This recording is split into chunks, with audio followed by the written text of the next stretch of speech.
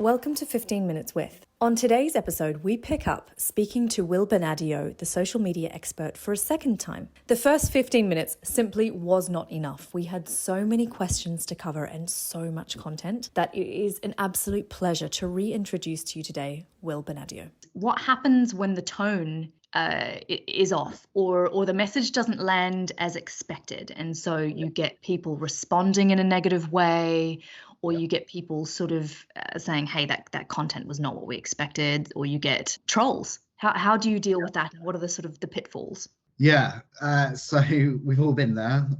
If you haven't yet, I envy you. Sometimes you go through creating a post and you love it and it looks great on your big screen or in your meeting room and you all agree, and then you post and it flops or worse, does brand damage. And trust me, I've done all of the above. I think when I was working for bigger brands, I had basically a direct line to the legal and comms teams and would say, does this have your blessing? Now, that would slow things down a lot, but at least I had full confidence that if anybody came to me and said, why the hell did you post that? I could say it's had full approval from everyone. Fair enough, like, hands up, made a mistake, but it's not like I just came up with it and posted it and now we're in this big mess. So I think, having your tone of voice document and making sure that everyone's bought into that gives you those guardrails so you're already on the right track. If you're unsure, the more people you can show it to, the better. But then I think there's so many ways that it could go wrong.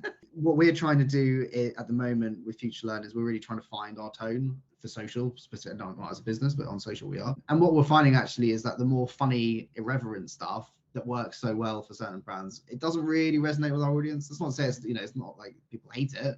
It just doesn't do as big numbers as certain other content. So we're not saying anything offensive, but we are trying different tones and different routes in just to see what's going to resonate best. Don't be afraid to do a bit of that. I said to the team, let's use the next month. This is when I first joined, to just try stuff. Let's see what's working. Never rude, never, offensive or anything like that, but just different tones. Self-deprecation, does that work? No? Okay, well, what about being knowledgeable? Okay, maybe that doesn't work as well as being motivational, etc. Try those things out at a low level. Don't start promoting them. But I think the really important thing is just to try, because it would be very easy for me to go away and say, well, look, every time these brands are funny, it does really big numbers. So I've gone away now. I've spent 3 weeks working on this strategy. This is what we're doing. And then actually it flops. Test things at a low level. In terms of things going wrong, it can go wrong in many ways. Like it could be the post that you did.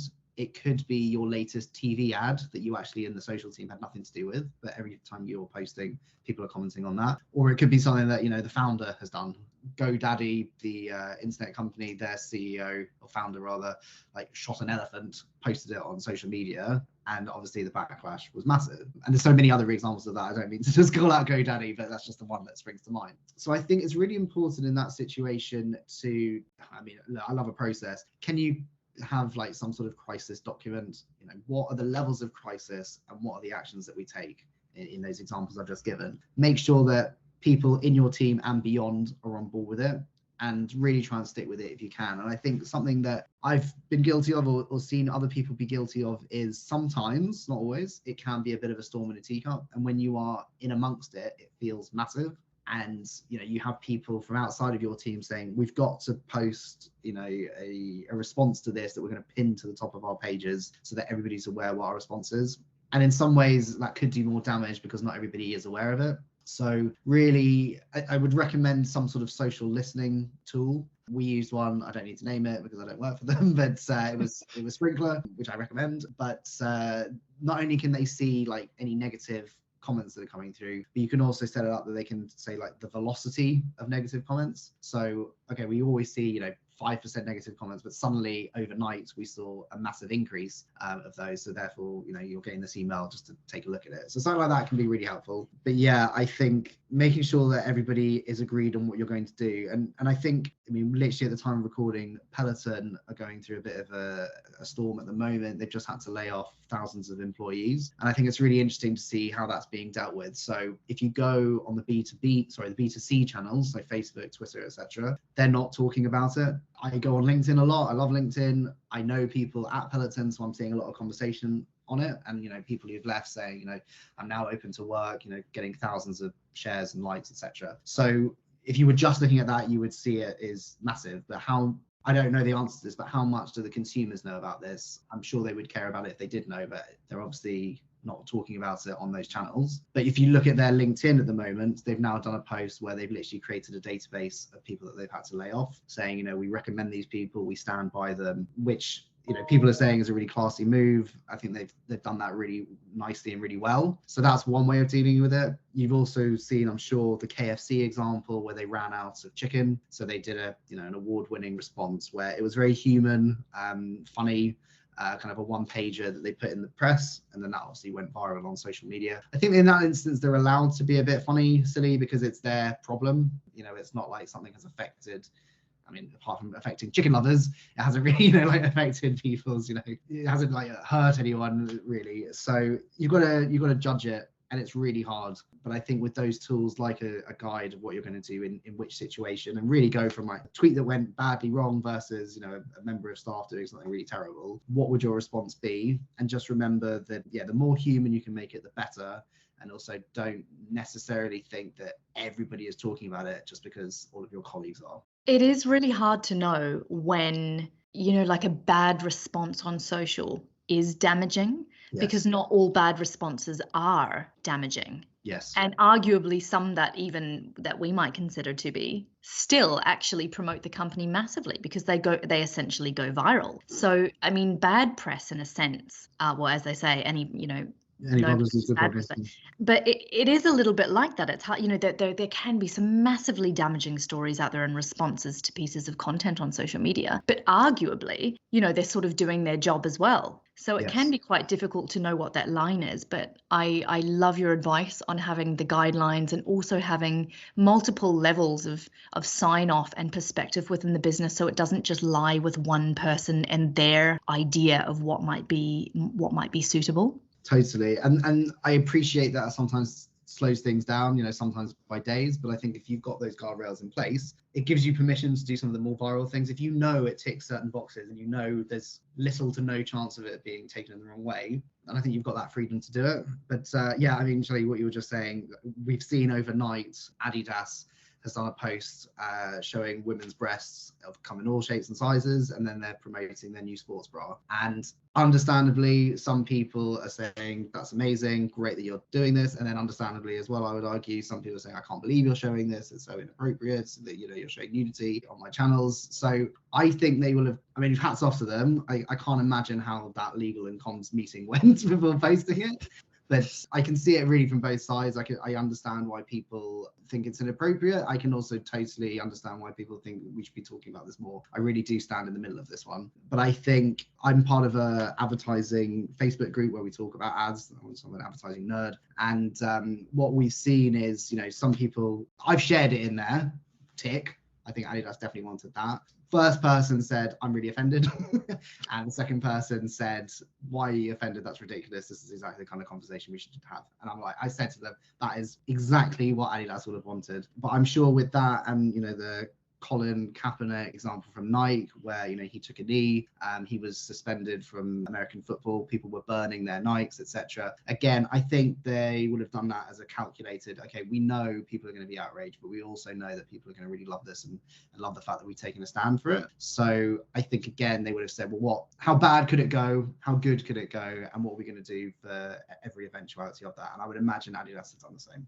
And we've used the term viral a lot, right? Kind of through the conversation that we've been talking. And I think there is certainly in my experience, a misconception that you can plan to go viral. You can kind of go, we are going to create a viral piece of content, and then everyone sits in a room and does it. I think, and this is, kind of asking for an opinion on this, is that you could argue that people like Dollar Shave Club, when they produced their original launch ad, there was an intention that was going to go viral, and it was written in such a way and produced in such a way that it was highly unlikely that it wasn't going to happen. Yeah. But that is a little bit of capturing lightning in a bottle. I don't know that it's something that you can just on demand produce a viral piece of content. No, I agree.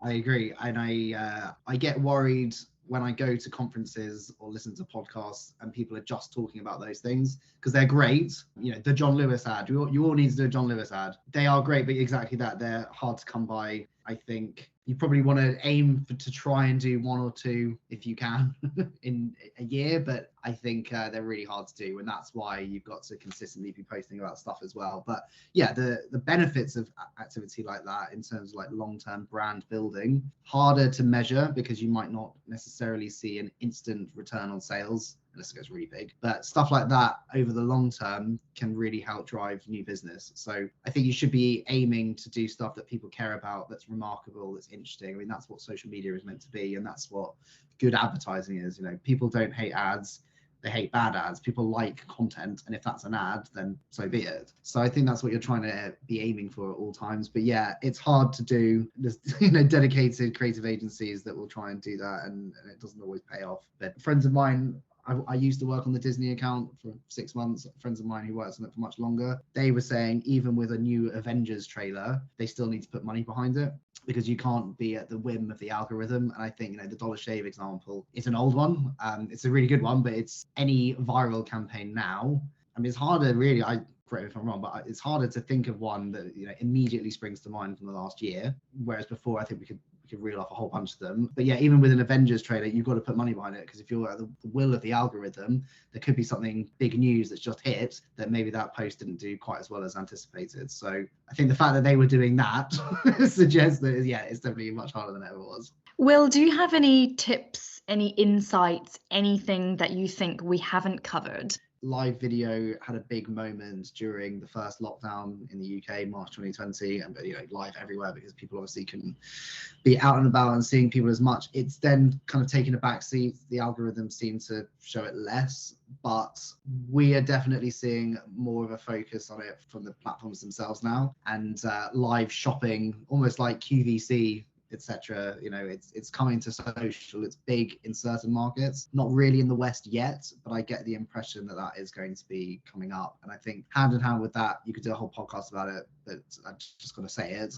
Blockchain, cryptocurrencies, and NFTs. I know I sound like a tech bro when I talk about those, but they're definitely getting more airtime. And as part of Web 3.0, I do think they are going to play a part. I think we're at the testing phase of it now. I think there's going to be a lot of rubbish associated with it, both in terms of ways that people are activating it, particularly brands who are just trying to jump on it. I would recommend people kind of hang back, wait, see what's working, and then go from there. But I do think it's interesting because rather than just selling, pictures of apes, what we're seeing more of is it's actually resulting in people owning parts of businesses, or by buying this NFT, you're basically signing up almost like a subscription service. It could be, for example, I am not working for McDonald's anymore. I do not know this at all, but I could imagine the fabled gold card that you showed at McDonald's to get free food, that could work as an NFT. That could work as something that, by investing in this, you have unlocked something. So I think that's a really interesting space. And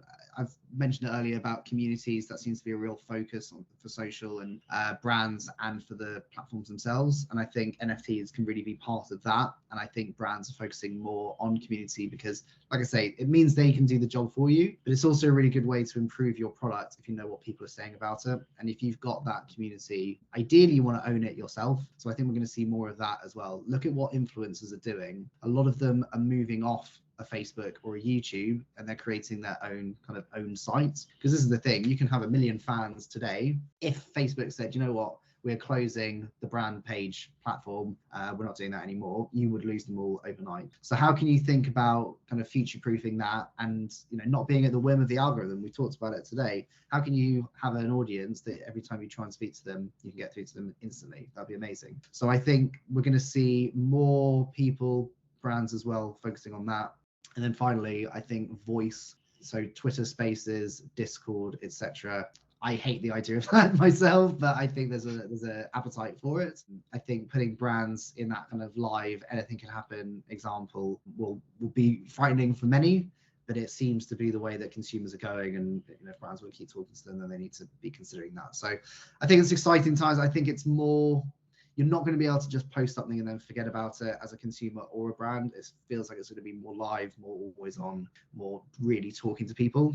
And that is scary, but that seems to be the way that things are going. And then we couldn't do a podcast without talking about the metaverse. I think I hope this bites me in future, but I think the jury is still out. I think I was a big advocate of virtual reality back in 2016. I love the idea of virtual reality, but the fact is it's an effort. It's an effort to put it on your face. Even people who've got it say they don't use it that much.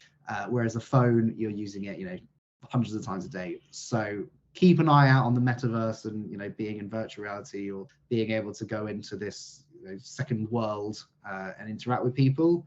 I'm very interested. I'm following it very closely, but the jury's still out for me. Me too.